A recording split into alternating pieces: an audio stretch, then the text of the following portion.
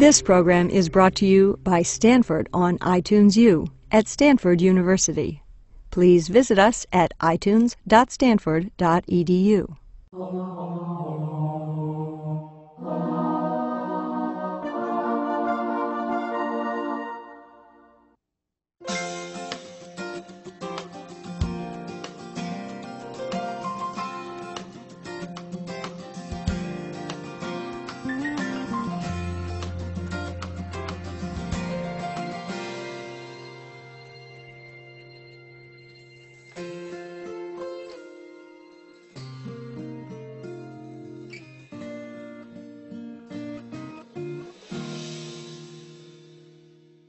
I really appreciate the chance to tell you about some of the things we're doing in the area of surgical robotics and perhaps give you some ideas and a little better notion about what robots in the operating room are really like and what they're about.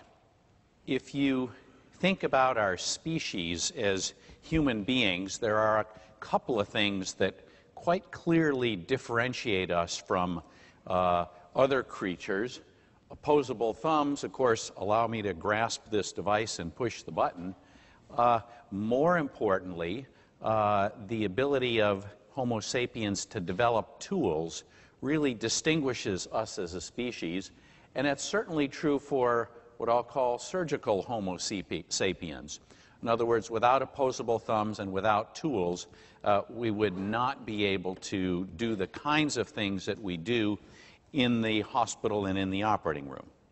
Given that, I think it's fair to say that as I look at surgical progress from the beginning of AD to the present, progress is almost always about innovation.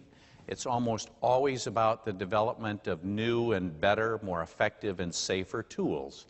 And surgical robotics fit very much into that history of progress. As I look and reflect on how surgical tools have evolved and developed, I think there's three ways to classify it that you might find useful. First of all, we have some tools that are simply modified. You take a vice grip pliers and you put something else on it and it still looks like a vice grip pliers.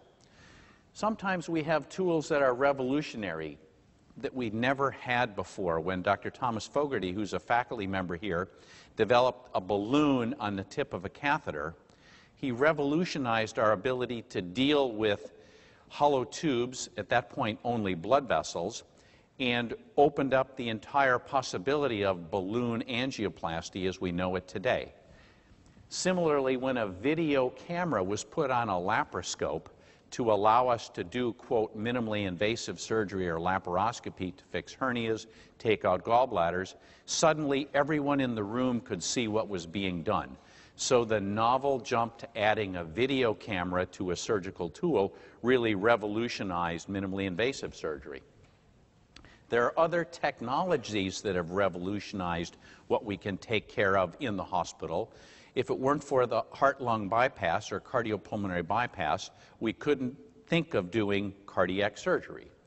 Pulse oximetry, another Stanford invention by Dr. Bill New, who was a Stanford anesthesiologist, changed the way we could acutely measure the amount of blood in, or the amount of oxygen in a patient's blood, and much more safely deliver anesthetics, much more safely care for patients in the ICU, much more safely transport them.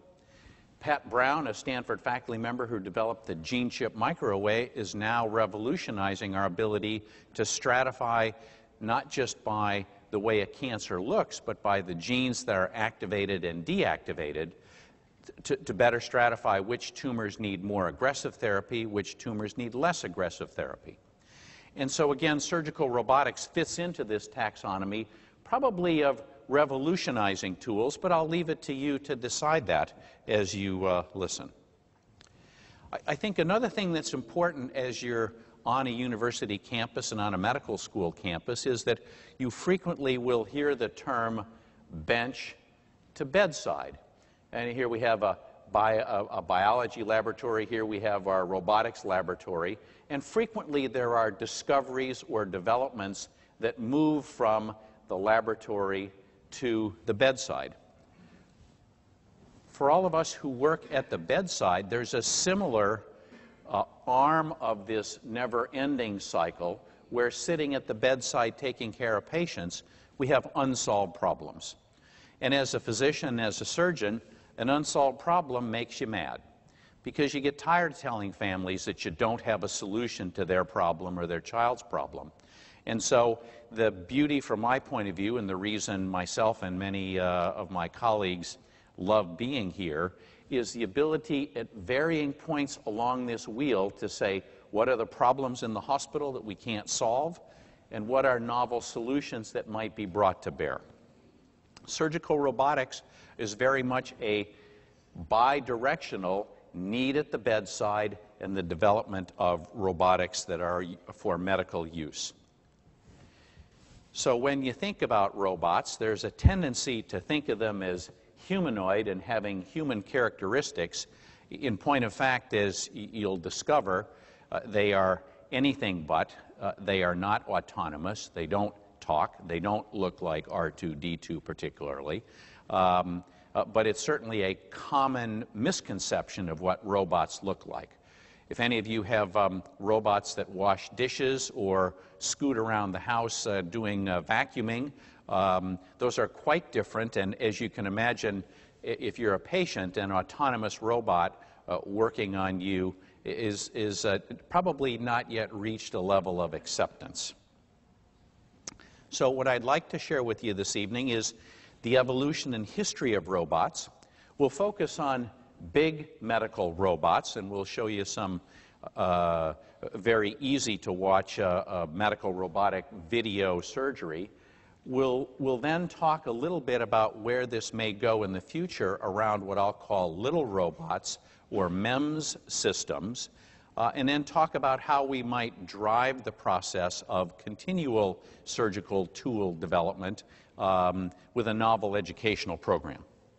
Robots began as science fiction, and I always like Steven Spielberg's notion that there is no such thing as science fiction, only scientific eventuality.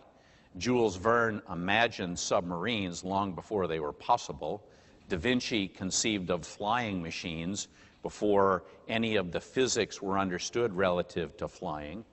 And so it was a Czech playwright who wrote a drama entitled Rossum's Universal Robots, and it was derived from a Czech term robota that was translated as slave labor. The basic premise of the play was that these robots were developed to do the drudgery of human work, but became unhappy doing the drudgery and ultimately exceeded human capabilities and enslaved humans. So it was not a very auspicious start as a concept, but the notion that either drudgery or some other sort of human work might be done or aided with a device, then ultimately termed a robot, began in the mind of a Czech playwright. It was then Isaac Asimov, again still in the world of science fiction, but incredibly brilliant concept, and Asimov conjured up what he termed the 3 laws of robots, and they to this day guide our thinking about safety and use of robots in virtually every environment in which we use them. And if you think about this, these are incredibly brilliant concepts. So, number one, a robot may not injure a human or through inaction allow one to come to harm. Secondly, a robot must obey all human orders except where such orders contradict the first law. And thirdly, a robot must protect its own existence unless that would contradict Law 1 and Law 2. And to this day, the FDA uses these, among other things, when they look at fail-safe mechanisms, especially related to surgical robots. Pretty good for a science fiction writer in 1942. Robots then began and evolved very much in parallel with computing power. They were initially developed as programmable industrial manipulators doing the drudgery of assembly in assembly lines. Was really first pioneered by an engineer, George Devol, in the 40s and 50s, doing precise point-to-point motion controlled with magnetic processors. Most of you are familiar today with the use of robots in many industrial applications: arc welding, automobile assembly, ocean, space, and volcano exploration, areas where human beings are particularly unsafe. And I think it's fair to say that that was one of the drivers initially for the development of surgical robots. The Department of Defense and DARPA was interested in providing, as their vision stated, a doctor or a surgeon in every foxhole.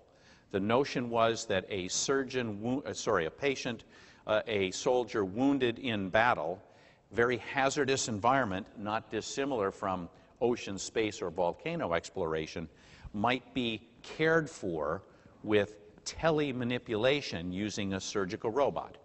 That developed a series of projects that ultimately began at Stanford at SRI with Dr. Phil Green, moved when SRI moved to Menlo Park, and has ultimately been commercialized in several areas, and we'll show you how that happened. So, in point of fact, right now, most robotic arms mimic very much a human arm. There's typically a shoulder, an elbow, and then a actuator that has digit-like precision based on the engineering devices that are used to make the robot work. So now let's reflect on how that might be brought to medicine, and in particular surgical care.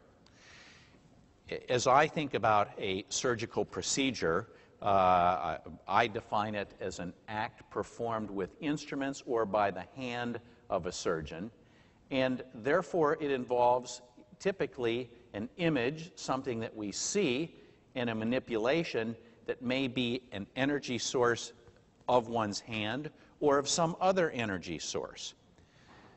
So the evolution of surgical care coming up to robotics, first of all, involved simply the ability to look directly at a part that required an operative repair, and the use of our hands directly.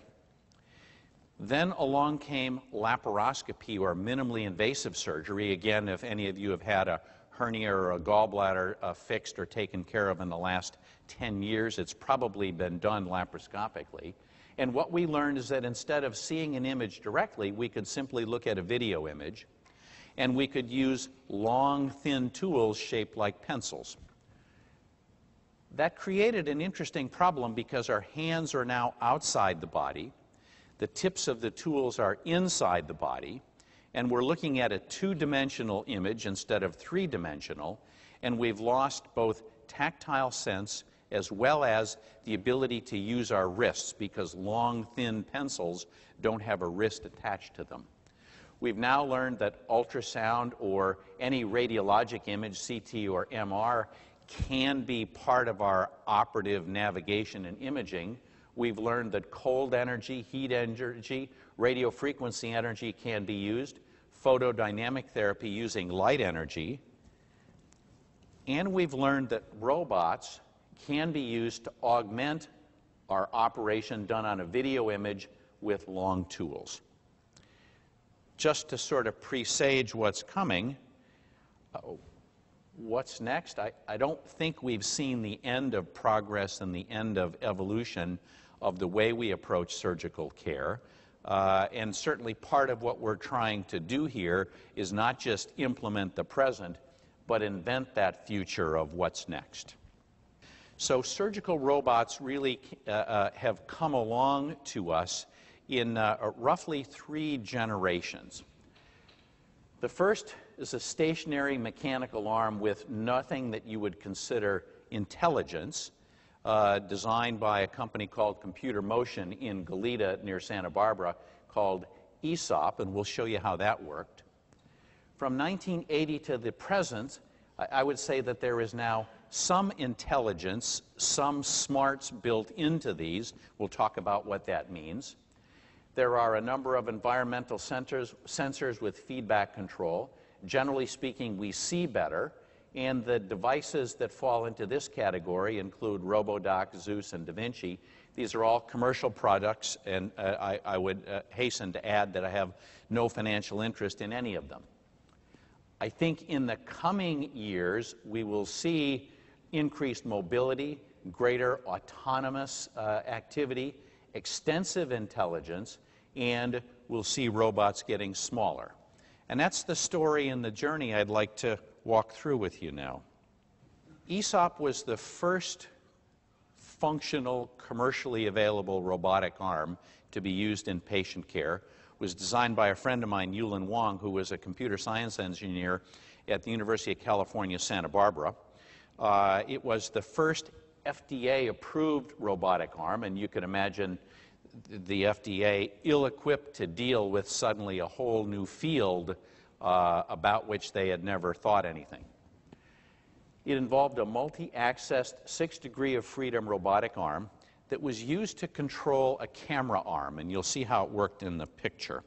When we do laparoscopic surgery, we use a long, thin tube about the size of a pencil that is inserted either into the chest or the abdomen, and a video camera is on the end of it. We typically have a surgeon hold it or move it, but if the surgeon is not steady, we all get a little dizzy or a little nauseated, and so we discovered that it made sense to simply bolt it to the table. I mean, Yulin had the thought. And so you think about that industrial manipulator that you saw. This was ESOP. It's bolted to the table. It has a shoulder joint, an elbow joint, a wrist joint, and fingers.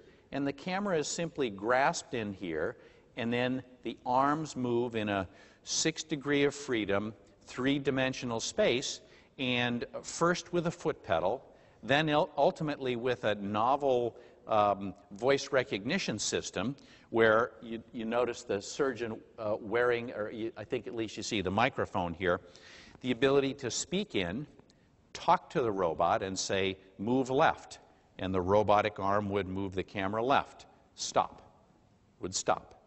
Go back, would go back to the original position. Actually very handy.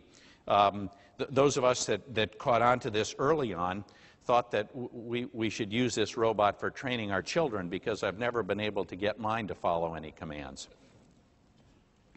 The next iteration of surgical robots was the basic machine tool function of milling.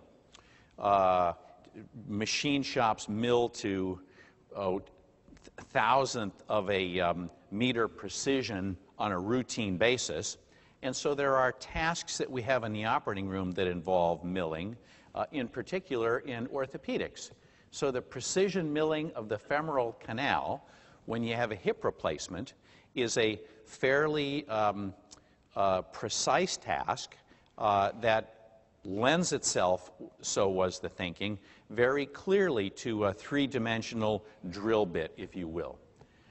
The advantage of a precise milling or boring out of the shaft of the femur, the long bone in your leg, in the upper portion of your leg, is that if you make the channel just right, the surface contact with the prosthesis that sits in is optimized and it's less likely to come loose. RoboDoc has been shown to improve accuracy, the long-term fixation of hip devices, and reduce the rate of femoral fracture in fairly widespread use in Europe and FDA approval pending in the United States. What does that look like? Looks like a 3-dimensional targeting device, again, not dissimilar from the 3-dimensional task you might use in a machine shop, to look at centering on the femur, lining up in a long axis, and precisely creating a channel into which a new part fits. That then moved on to the telerobotic system that we use today. In the early days of laparoscopy, we were struggling with the fact that we could only see in 2 dimensions, and we only had long tools that took our wrist away from us. We like to say that at the time in laparoscopy, it was a bit like trying to feed yourself with one eye closed and both hands in a cast. Now, you can do that, but it's not easy. It requires relearning things that you learned once before. And so, like any other technology that we see in healthcare, the notion of adding robotic smarts to surgical care grew out of a perceived need on the part of those of us taking care of patients that said, can we do better? So to take you through the way surgical robots look today, there is a console at which the surgeon sits and a relatively large armed device that sits at the patient's bedside. The surgeon is now disconnected from the patient, and we'll talk about where that leads because it leads to interesting notions. The surgeon's hands working in the console produce an exact mimicked motion at the tip of the two surgical tools. The fundamental principle here is there is really no autonomy. Hands aren't moving, surgical tools aren't moving. Absolute precision, one-to-one correspondence between hand and tip of tool. Now the smarts come in when we now, as we look in through this, get a three-dimensional view rather than a two-dimensional view. And the smarts also come in when you think about digital signal processing, which takes the motion of the hand and can now say, if the hand moves 1 millimeter, the tip of the tools will move a 0.5 millimeter. Or if the surgeon's had too much coffee and is a little shaky in the early goings, you can filter out a degree of tremor. So we now have enhanced or computer-aided surgical care, but not yet autonomous surgical care. So surgeon's not looking and not working, tool is not, and the tools go to rest or go to ground. Right now, a fundamental notion of surgical robotics is exactly that this would fall into what most roboticists would regard as a master-slave setup, where only the manipulations of the person running the show are performed. We'll show you what that looks like. Intuitive Surgical is changing the face of modern surgery with Da Vinci. So here you see the spot where the surgeon sits, and the tool arms are now at a distance. Of the human hand. A wrist is built into the tip of the tool. We can offer This is a minimally invasive industrial hype. That's a slight overstatement, with all due respect to my friends at Intuitive. So the surgeon's sitting at the console, hands working on these lever arms, and a magnified view of an operation being performed. And if I can manipulate the tissues with more skill and precision, that I'll do a better job in preserving neurovascular bundles, for example. Da Vinci allows for complex, minimally invasive procedures to be performed. The primary goal... My friend Mark Talamini, who's now at UC San Diego. ...to the patient, while providing positive economic returns to the hospital. In fact, unlike any other technology... Here you see the surgeon in a different room. ...to develop a comprehensive robotic program. This program is based on 4 pillars. Tiny wristed surgical instruments. So here you see the tools. Controlled by Da Vinci. Here's the dual channel videoscope, so we get a three-dimensional image. Incisions. As the surgeon moves his or her hands at the console, the Hands are moving here, tools are moving there. The tips of the surgeon's fingers directly control the tips of the tiny wristed instruments inside the patient, providing 7 degrees of freedom and a full range of motion. This is far more dexterous than we're able to do. This is a heart valve being repaired. The body. The Da Vinci system is an intuitive system. It doesn't take more than a few minutes to sit down with this device and begin thinking of operations and maneuvers that you want to do. With the assistance elimination. This is an operation done in not unlike the first robotic case that Craig Albanese and I did in terms of repairing the valve coming out of the stomach. In an immersive environment. Through the binocular endoscope, You get a good view now of looking through and what exactly is being seen. the human eyes and brain do. The optics are really stunning. They're sort of Craig Smith, some of you may know, is the guy that operated on Bill Clinton's heart. So with that in mind, in a partnership between the hospital and the physicians, starting first at Packard, we bought a robot which was installed in November of 2003. My partner Craig Albanese and I did the first case here in December 1. And since that time, we've done in total, the robotic experience here at Stanford is a total of 319 as of just a couple of days ago when I put this together. Don't try this at home yet. By that I mean complex machinery requires complex people, and so more than 15 of our OR staff have been trained. Adding a new technology into an operating room is a non-trivial thing, and we were very careful, frankly, about wanting to be sure that we were over-prepared and not doing this on a dash. There are considerable field service and technical support, arguably 24 hours a day, and this stuff is always changing. If you think that you get tired of various upgrades for your software on your computer, we're dealing with upgrades on the software of this computer all the time. This gives you a broad idea of how we're using robots currently at Stanford and at Packard in general surgery, in gynecologic surgery, in urology, in transplantation, pediatric surgery, and heart surgery. You can see how beginning in late 2003, been a steady increase as more people understand how to use the robot. There are better awarenesses of using it, and in general, like with any new tool, the more facile you are with it, the more likely you are to use it.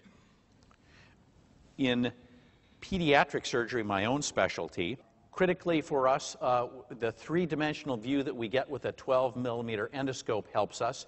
There's a whole new line of tools that you'll see in the next video that instead of having rigid tips, have the so-called snake wrist. And to boot, I think, for all of us, in many ways it makes laparoscopic surgery easier, either for the novice or for us old dogs. In pediatric surgery, there are a number of advantages that we find in using the robot. Especially you would think in tiny babies it would be least useful, but turns out the magnification of the vision helps us a lot. Depth perception helps. Alignment of what we're looking at and the way our hands work. The fact that we can do what was called motion scaling, in other words, move your hand to the tip of the tool a centimeter and move and scale the motion down to a millimeter, very helpful for us. And for long operations sitting in the console, it is clearly more ergonomic. When you're operating on a 5-pound baby and you consider how huge those devices are, there are disadvantages of the size of the console, the cart, and the patient side. There's a not insignificant cost associated with purchasing a robot, currently about $1.2 million. And there is a recurring tool usage. And so in general, we've tried to say, when does the use of a robot add something, not as a novelty, not as a gimmick, but when does it add something to the care of the patient? Interestingly, we currently, with robotic technology, are not able to feel any sense of force. Think about how when you tie your shoes, you get an idea of how tight the knot is. When we tie suture, the same thing happens when we use our fingers. When we use a robot, we can't get that feeling, and it creates interesting problems of kind of superhuman strength and a few knots broken in the early learning curve. There is specialized training, and it takes a while to get things organized.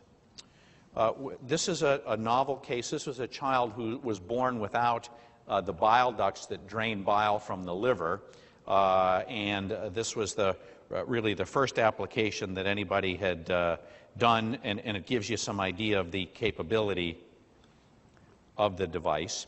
We're looking here at the liver, and at this point there is an abnormal gallbladder.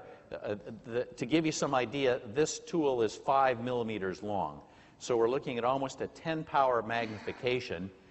For the engineers in the audience, you see the snake wrist. You can actually see how the cables move along. Here you see how a scissors work as we're removing the scar tissue from around the bile duct.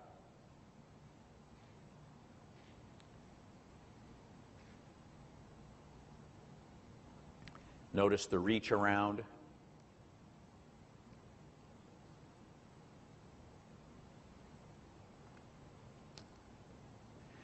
There's now a piece of intestine that is being brought up here. Sutures are being placed to connect this piece of intestine to the undersurface of the liver in the operation that we call a portoenterostomy. And again, the needle that you're looking at here is about 6 millimeters across. And so from our point of view, there's enormous advantage in not just the magnification, but the dexterity associated with these very small tools that otherwise we honestly couldn't do or use. Now let me bring us back to Earth just a minute. It is said by NASA that man is the lowest cost 150-pound nonlinear all-purpose robot that can be mass-produced by unskilled labor. Think about that one for a minute. And so when you think about questions of autonomousness in surgical robots, we have a long way to go. I think when there may be a specific milling procedure of some sort or drilling, it's certainly possible that autonomous devices may be used, but I think for the very foreseeable future, R2-D2 may be in your future, but only under the complete control and command of someone who's learned how to use it. Let's shift gears just a minute and look towards the future, because at the end of the day, I think from our point of view on the faculty, that's what Stanford School of Medicine and both the hospital at Stanford and the Packard Children's Hospital is all about. The robots you've seen there in aggregate weigh almost 3,000 pounds. The patient console is about 1,400 pounds and the surgeon console is about 1,000 pounds. Now we're going to go to the other end of the spectrum of mini or micro robots, talking about MEMS systems or micro electrical mechanical systems. These are integrated micro devices with both electrical and mechanical components, and compared to the cost of the Da Vinci, which is a $1.2 million, these can be batch fabricated for pennies. I'll show you some idea of how that potentially works. And they allow us to sense, control, and actuate. And while you may not appreciate it, MEMS devices are all over the place. They're in accelerometers, they're in the airbags in your car, they're in the seatbelt controls. When the seatbelt feels you decelerating rapidly, a MEMS device tightens the seatbelt. They're in flow sensors in terms of fuel flow and oil flow in your car, in optical scanners that you use for simple things like faxing. Surgical applications. Well, from our point of view, if we could take advantage of these capabilities, the possibility of smart instruments gets really interesting for us, and I'll show you an example of a smart knife. An inline laboratory constantly measuring, imagine you were a dialysis patient, constantly measuring the level of waste in the blood is pretty interesting as a way to servo-regulate dialysis. Inserting cells, maybe engineering antibodies for infections or tumors, fixing broken DNA. Back to that notion of science fiction, scientific eventuality, for those of you that read the book or saw the video Fantastic Voyage, that is at least thinkable right now. Take a long time to get there, but it is thinkable. Here's an idea of a smart knife. It's a so-called data knife, a MEMS-based scalpel built by a small startup in Pittsburgh, with a tip of the tool that has a pressure sensor, that has other sensors based potentially on color, has an ultrasonic cutting element and a cauterizer, and is not much bigger than a pen, with a series of strain sensors along the length of the scalpel that create the smarts for the tip. Imagine you wanted to operate on a single cell. Well, with selective etching, a microforceps that has a jaw span of 10 microns has now been developed with the selective etching that you see, and you'll notice no movable joints. Also a really novel way to think about kind of surgical tools that we might find useful. On a university campus, one of our critical strengths are our educational programs. And Eric Hoffer, some of you may know, was a longshoreman at the San Francisco docks. He made the observation that in times of drastic change, it's the learners, not the learned, who inherit the future. The learned usually find themselves equipped to live in a world that no longer exists. And so I think it is for us that constant push-pull of being surrounded by learners, asking good questions, looking at unsolved problems, being part of that bench to bedside to bench cycle that really makes sense to us. And as we try to say what are the next generation of surgical tools, we said we have an obligation to try to figure that out. So that began a learning program in conjunction with my friends and colleagues at BioDesign. This is over in the Clark Center, to create an innovation program where students, residents, and fellows spend 2 years with us thinking about what tools work, what tools don't, pairing with engineers to build the next generation, let's say, of smart robots. With that, I'll close. I'm grateful for the opportunity to speak with you this evening and really be happy to answer any questions. Now back to the military application. Do you envision a time when skilled surgeons can be here and operate on a patient in Iraq? Everybody hear the question. Skilled surgeon here operate on a patient in Iraq. So I'll tell you a story. 3 years ago, a wonderful friend and colleague, Jacques Moresco, who's a innovative robotic surgeon in France, sat at a console at in a bank in New York City and took out a gallbladder of a woman in Paris. True story, happened 3 years ago. So, is it possible? Yep. Has it been done? Yeah. Transatlantic cholecystectomy. As I told Jacques, I said, Jacques, that's the world's most expensive cholecystectomy that's ever been done. He said, well, you know, we call it Operation Lindbergh for a reason. Those of you that think about the implication of Lindbergh's flight across the ocean, people would say, well, why would you want to do that? And now I suspect most in the audience have flown across an ocean. So exactly the impact of tele-manipulation and tele-surgery we're not sure of, but we believe that in military and in space exploration, that's probably the place where it's more likely to happen. And that's part of what is currently being funded and pursued by DARPA and the Department of Defense. There are non-trivial problems to be solved with distance, non-trivial problems with delivery of energy, of a video image that I see here, I move, my hands move there. Transmission delay is not insignificant, and that's why they actually sat at a bank console in New York City. They have by far the biggest need for high bandwidth fiber optic under the ocean to transmit vast amounts of financial data, and so the surgeons hijacked that for a couple hours to take out a gallbladder. It's a great story. You mentioned a little bit about the Fantastic Voyage, and I know I've read a few articles about things that they're thinking about that go inside the body and listen to the organs or and things like that, or other things, the implants and things like that. Can you talk a little bit about that, especially the voyage sort of thing, those kinds of things? I think everybody heard the question. So we're, in order to first do something, you have to think about it. And so are we thinking about trying to navigate to spaces we currently can't get to now? Yes. Are we thinking about how you would deliver the ability to see, the ability to manipulate, the ability to know what you're doing? Because remember, we're frequently now looking at things from the outside in. The inside out look, you know, can be a little confusing. Remember that in Fantastic Voyage, we miniaturized human beings. That's a long ways away.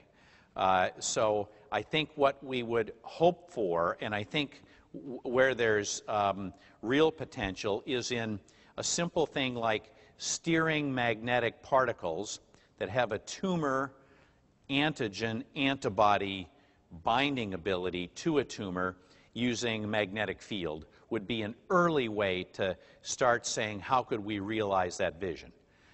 That is a ways off, but at the end of the day, if we don't think about it, we'll never do it. Could you address the question, you know, in Star Trek, going back to the science fiction thing again, they always had this sterile field that they established around the patient. Could you talk about the problems with sterile field involving the robotic part of this thing? Yes. Good question. The bacteria are an enormous threat. The whole field of surgery didn't begin, except for amputations for injuries, until we understood bacteria and antisepsis going back to Lister and Louis Pasteur. Interesting that the hospital's main address is Pasteur Drive. So 100 years later, bacterial infections and other infections remain a major problem. So when you've got a 1,400-pound robot that's the size of a phone booth, and you're trying to manipulate it up towards a patient, and some things don't respond well to high heat and steam pressure, which is the way we sterilize many things, the design of robots typically involves two components. The big gantry that moves in with parts that are not sterilizable and around which we put big plastic bags. And you may have seen some of those plastic bag sleeves over the arms in the video. I didn't think to point them out. At the very tip of the tools, all of those devices are sterilizable, and so they are individually cleaned and sterilized, and then they have a finite reusability. They typically are good for 10 utilizations. And so we sterilize the devices that come in direct contact with patients like every other device we use, and then the bigger piece which isn't sterile we drape in such a way as to keep it sterile. Question on the data on the number of cases. I noticed that there was very few cardiac cases done by the robotics. That's correct. Is that because of skepticism by the cardiac surgeon that it has little utility? That's a very insightful question. Yeah, I think that's a fair, that's right on the money. I think there's two things. So many of the cases that my cardiac surgical colleagues do here are redo, where a primary operation would be easier with a robotic assistance, just isn't technically feasible. But that said, I think there is some skepticism. The cardiac surgeons believe that they can do a better job with a traditional sternotomy here. I'll tell you that there are cardiac surgeons elsewhere who believe that they can do a better job with surgical robots. And so at the end of the day, results at both places or both schools of thought show about equivalent results. Where you could avoid a sternotomy, incision in your breastbone and prying apart the chest would make some sense to me. Friend and colleague Randy Chitwood, who's in University of North Carolina, has done almost 500 cardiac valve repairs using a robot. So there is lots of interest around. I think it's early in the shakedown cruise of what really adds value. And in the meantime, Kai Inken, one of our trainees who just finished, I think is probably going to increase the number of cardiac cases that we see done here in the coming years. A question about the feedback problem with your robot that you were mentioning. That the force feedback? Yeah, you'll break a suture. And can you elaborate on how you compensate for some of these problems as a user?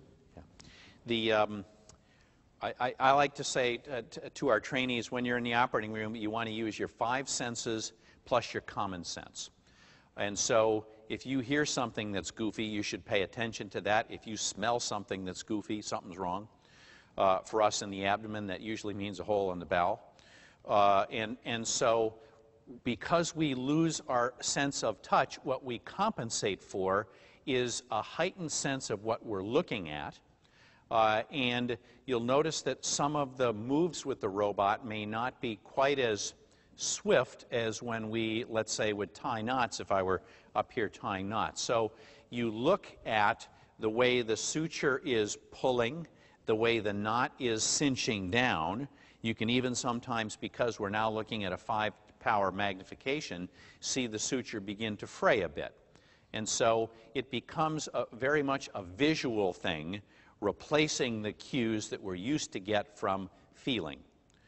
There is a not insignificant movement afoot to try to add haptic touch to the tips of tools, not just in a one-to-one fashion, but in a, again, let's call it a superhuman fashion. My friend and colleague Ken Salisbury, who interestingly is appointed both in the Department of Surgery and in the Department of Computer Science. It was Ken's wrist that's really built into the intuitive device. Ken says, you know, we amplify our voice with a microphone, we amplify what we hear with hearing aids. Why don't we amplify what we feel? So the movement, I think, in the field will be not just to produce force feedback and touch, but some sort of expanded or accelerated form of touch. I was just curious about who gets this kind of surgery. Depends on what surgeon happens to get your case or what surgeon you choose? So from a patient's point of view, that's always a good question to ask. I think in this day of educated patients and information freely available on the web, there's a lot of data that you could search to try to understand whether robotic assistance for an operation you might need is useful or not, who thinks it's useful, and it'd be part of a discussion that you would have with your surgeon. When we think that it's useful in a particular case, we always speak to the family. It is an interesting question in that if I'm going to use a trivial tool change, most families don't care and wouldn't understand what the difference would be. But when we add a quite different tool, we want them to understand, especially in the early goings where the experience was limited. I should also add, so you know, we've done 300 plus here. Worldwide, there have been some 25,000 robotic assisted procedures done. And while there have been equipment malfunctions, there's been no patient injury. You could imagine that the FDA is all over this, and there is a hotline to report any problem where, you know, a robot gone haywire starts moving around. Again, the whole system is designed when something's wrong for it to simply stop moving in a neutral space with no force. Cost to the patient of a robotic procedure rather than a normal surgical procedure. So healthcare cost, reimbursement, and billing is a complex world. If you've ever gotten a bill from a hospital, you'll appreciate that. And I don't say that even tongue-in-cheek. That's why I made the comment I did, that to use an expensive tool to take out an appendix, an operation I do a couple hundred times a year, doesn't make any sense to me. So what we try to do is use technology appropriately. It's one of the things we try to teach our students and residents, that physicians do have a not insignificant role in healthcare cost containment by applying the right tool at the right time. Now, the flip side challenge is when someone calls up and says, can you fix my hernia with a robot, or otherwise I'll go to someone else who will. I usually have a discussion saying, then perhaps you should find someone that uses a robot, because I don't really need it. But the age of consumerism, the direct-to-patient marketing, these kind of forums create an educated group of consumers who want to know what's going to be done. And I think the fact that you're here, everyone can be commended for trying to learn a little more. Is there any empirical evidence about the advantages of using robots versus non-robots? Is the quality of surgery higher? There are a couple areas. First, let's talk about robots enabling. By that I mean a cardiac valve replacement or repair can now be done through 3 or 4 channels the size of my finger, or it can be done through a sternotomy. The recuperation, the length of time a stay in the hospital is dramatically different and better. The operation that's done is probably the same. In prostate surgery, there's probably the biggest experience with trying to understand comparing open surgery with an incision, laparoscopic surgery, and robotic surgery. And a guy by the name of Jay Smith at Vanderbilt probably has got the tightest and most intelligent comparison, suggesting that incidence of complications and patient functionality is improved using robotic surgery. But it's a hard thing to do. Typically, when we adopt a new technology, you tend to just use it. Alternating gets a little tricky. Telling a family we're going to flip a coin, and if heads, you get the robot, tails, you get something else, is a non-trivial task for us in terms of doing scientific clinical trials using devices. I recently read a book of fiction where a surgeon went in through the nose and operated on the brain. Do you see that coming in the near future? Already being done. Yes. The so-called transsphenoidal approach to the pituitary, pioneered about 30 years ago, 40 years ago. I'm just trying to think, how old am I? Because they were doing it when I was an intern. So that was 77. So it turns out that, of course, the base of your brain in the frontal lobes is just the other side of your nose. So the pituitary gland, which occasionally gets big as a result of a benign overgrowth, is removed through the nose. So, but that's really the only area. It's a very small and defined space, and not really useful for getting to other parts of the brain. And so steering, navigation, and understanding where you are beyond the pituitary isn't being done. But it's a novel approach, and obviously compared to a craniotomy, if you're a patient, that might sound like a good idea. I know in laparoscopy you have inflation. Yes. Of the area. Is that done the same way with robots? Yes. So the question, and I'll elaborate on it for those that may not have that sophisticated knowledge. When we do a laparoscopic hernia or a laparoscopic gallbladder removal or colon removal, carbon dioxide is used to inflate the abdomen and to stretch it out so that we're now working in a space, a bit of a cavern. And otherwise everything collapses, and it's like looking for something in the bottom of your purse without opening the purse and creating a space to look around. So fundamental principles of laparoscopic surgery, of a carbon dioxide pneumoperitoneum, of setting up the tools in a direction that you can work towards each other, remain fundamental, and that hasn't changed. Are there any complications from the carbon dioxide? Does that happen very often? From the carbon dioxide? Yes. So carbon dioxide is an inert gas. It is rapidly absorbed. And so over hundreds of thousands of laparoscopic cases, we believe that it is the best insufflating gas. Its principal disadvantage is that it is absorbed in the blood, and since we as part of our respiration and metabolism produce carbon dioxide, we see occasionally a higher level of carbon dioxide in the blood during an operation. We compensate for that by using the ventilator with our colleagues, the anesthesiologists at the head of the table, to increase the respiration to get rid of that CO2. But other than that, there are no direct effects. Now, if the carbon dioxide goes out of the abdomen into the chest, it can cause pressure on the lung. If it breaks through into a blood vessel, then we have gas in the bloodstream, and that's a problem. Did the French surgeon you spoke of have to have a New York medical license? You know, one of the things I love about these interactions, and I don't say this in any way to be patronizing, is the high level of understanding and intelligence. That is a phenomenal question, and it's why it was done the way it was. He was in a bank, so we didn't need to credential him at a hospital, and his patient, whom he knew, was in France.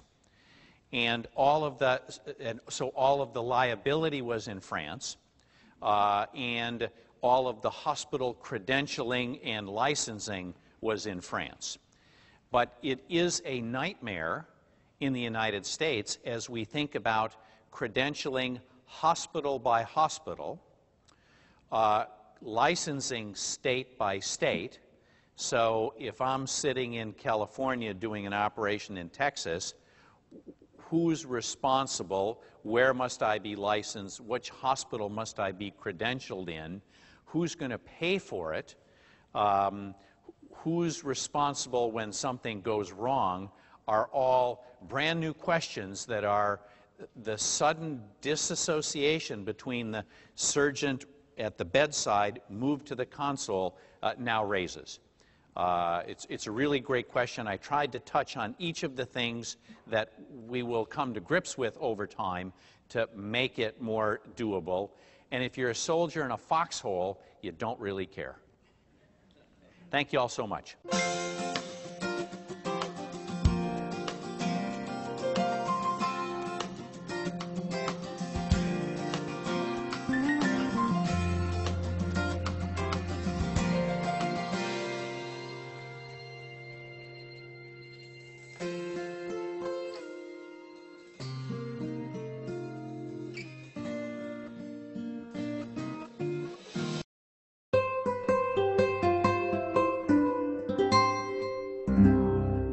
The preceding program was brought to you by Stanford on iTunes U and is copyrighted by the Board of Trustees of the Leland Stanford Junior University.